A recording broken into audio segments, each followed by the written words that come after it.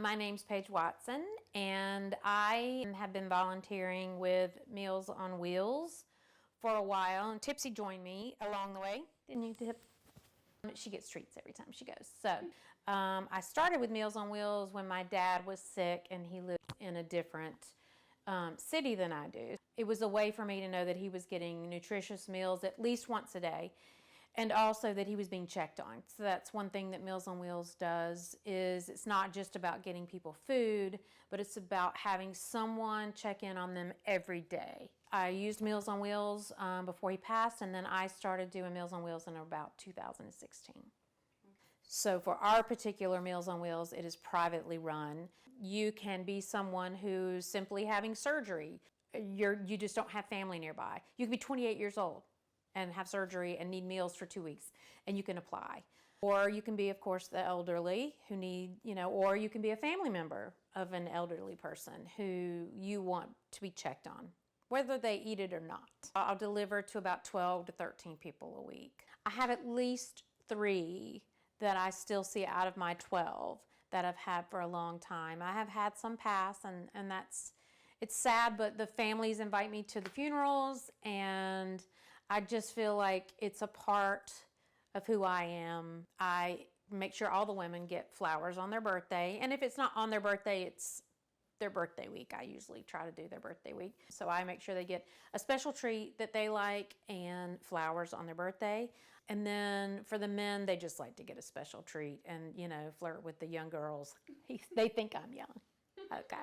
I have certain clients who aren't even my clients anymore, who I create a bond with. And so I still go and take them out to lunch.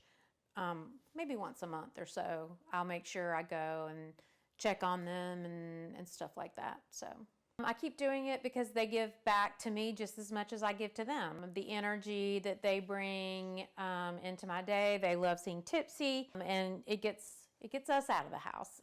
I actually recently had chemo over the summer, so I had to take a break from doing it. And so it gave me something to get myself out of the house. When I started getting back to my routine and things, it was part of getting me back to my normal life. I think the saddest situation that I've seen is actually kind of most recent.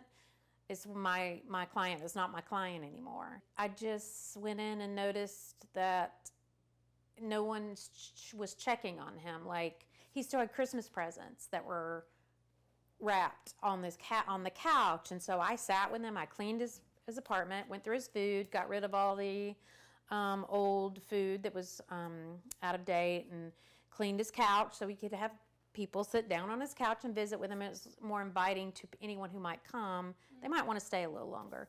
So I just feel like sometimes I think, as much as it's used as a way to check on your family, I feel like some people use it as a way for them not to check on their family. So I find that sad, but I feel like I bring a little joy to their day, and that's all I can do. So this was my way of taking a positive step in my day and stepping outside of myself and putting myself in someone else's shoes. And I feel like it has helped me do that. And I can bring joy to someone's day, and they can bring joy to mine, because I've gotten a lot out of it. And I really didn't know that I was going to get as much out of it as I have. I feel like it's given me just as much as I've given.